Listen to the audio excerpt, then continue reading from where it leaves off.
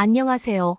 이 영상은 최근 몇 년 동안 중국 내에서 한국에 대한 인식이 악화되면서 나타난 변화와 그로 인해 한국이 직면한 경제적, 외교적, 문화적 영향을 다룹니다.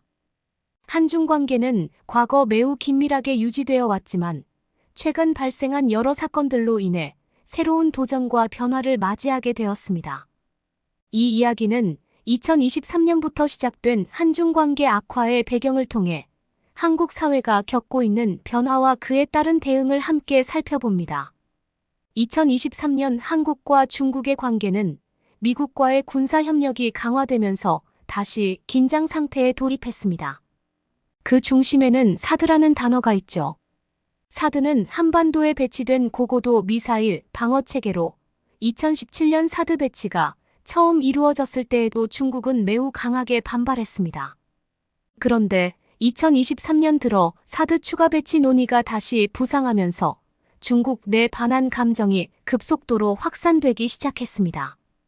이 시기에 중국의 언론과 소셜미디어에서는 한국을 군사적 위협으로 묘사하는 목소리가 점점 커졌습니다. 중국 정부 역시 이를 공식적인 성명을 통해 비판하며 한국과의 관계가 빠르게 악화되었습니다. 실제로 중국 내에서는 한국 제품에 대한 불매운동이 다시 시작되었습니다. 그 결과는 곧바로 경제에 반영되었습니다. 한국 기업들, 특히 삼성, 현대자동차, LG 등 대기업들은 중국에서 막대한 타격을 입기 시작했습니다. 중국 시장에서 이들 기업의 매출은 크게 하락했고 한국 화장품과 전자제품, 자동차 등 주요 산업군에서 수출량이 눈에 띄게 감소했습니다. 2023년 하반기 한국의 대중국 수출은 전년 대비 약 20% 이상 감소했습니다. 이로 인해 한국 기업들은 새로운 대안을 모색해야 했고 동남아시아나 유럽과 같은 다른 시장으로의 진출이 논의되기 시작했습니다. 하지만 중국 시장의 비중을 대체하기에는 시간이 더 필요해 보였습니다. 2024년 중국 정부는 한류 콘텐츠에 대한 규제를 더욱 강화했습니다. 한국 드라마, 영화, 그리고 음악은 중국에서 점차 방송과 스트리밍이 제한되기 시작했죠. 이러한 정책은 중국 내 한국 연예인과 콘텐츠의 인기를 크게 감소시켰습니다.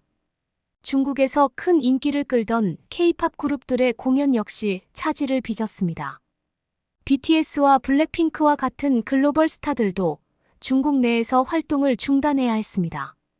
이러한 규제는 한국 엔터테인먼트 산업에도 직격탄이 되었죠.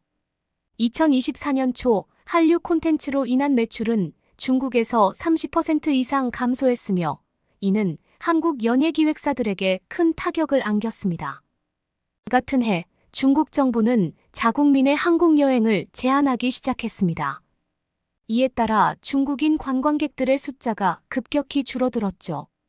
제주도와 명동과 같은 주요 관광지는 그동안 중국인 관광객들로 북적였지만 2024년 상반기에는 그 수가 절반 이상 줄었습니다. 관광업계는 막대한 손실을 입었고 호텔과 항공업계 또한 타격을 피할 수 없었습니다.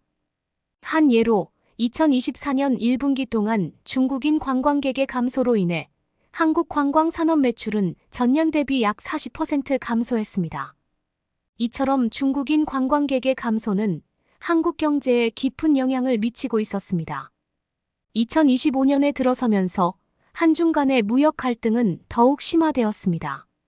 중국은 한국산 반도체와 전자제품에 대한 규제를 강화했고 이는 한국 경제에 심각한 타격을 주었습니다. 반도체 산업은 한국 수출의 중요한 부분을 차지하는데 중국의 제재로 인해 주요 기업들이 큰 손실을 입었습니다. 예를 들어 삼성전자와 SK하이닉스는 중국에서의 매출이 2025년 상반기에만 15% 이상 감소했습니다.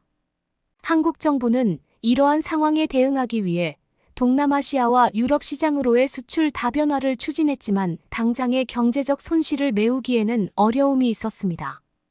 중국과의 관계가 악화되면서 한국 정부는 신남방 정책을 가속화했습니다. 이 정책의 핵심은 동남아시아 국가들과의 경제 협력을 강화하는 것이었죠. 베트남, 인도네시아, 태국 등과의 무역 협정이 체결되었고 한국 기업들은 새로운 시장을 찾아 나섰습니다. 삼성전자와 현대자동차는 베트남에 대규모 투자를 단행하며 동남아 시장에서 입지를 다졌습니다. 이러한 움직임은 중국 의존도를 줄이는 데 중요한 역할을 했습니다. 하지만 여전히 중국은 한국에게 중요한 시장이라는 점을 부인할 수 없었습니다. 2026년이 되면서 한국과 중국은 경제적 협력을 다시 모색하기 시작했습니다. 양국 정부는 무역 규제 완화와 협력 재개를 위한 경제회담을 열었고, 이 회담에서는 양국이 다시 협력하는 방안이 논의되었습니다. 2026년 6월 양국은 반도체와 전자제품에 대한 무역 장벽을 낮추고 투자 협력을 다시 확대하기로 합의했습니다. 이러한 회담은 양국의 경제가 다시 정상화되는 신호를 보여주었죠. 문화 교류도 점차 회복되기 시작했습니다. 한류 콘텐츠에 대한 중국 내 제한이 점차 완화되었고 K-팝 공연이 다시 재개되기 시작했습니다. 중국 내 팬들은 다시 한국 연예인들의 콘텐츠에 접근할 수 있게 되었고, 이는 한국 엔터테인먼트 산업에도 긍정적인 영향을 미쳤습니다. 결론적으로 중국 내에서 한국에 대한 인식이 악화되면서 시작된 갈등은 한국 경제와 문화에 심각한 영향을 미쳤습니다. 하지만 한국은 동남아시아와 유럽 등 새로운 시장을 모색하며 대안을 찾아 나가고 있습니다. 미래를 예측하기는 어렵지만 한중 관계는 여전히 중요한 국제적 요인으로 남아있으며 양국 간의 경제적 상호 의존성은 쉽게 사라지지 않을 것입니다. 따라서 한국은 다양한 외교적, 경제적 전략을 통해 불확실한 미래를 대비해야 할 것입니다. 감사합니다.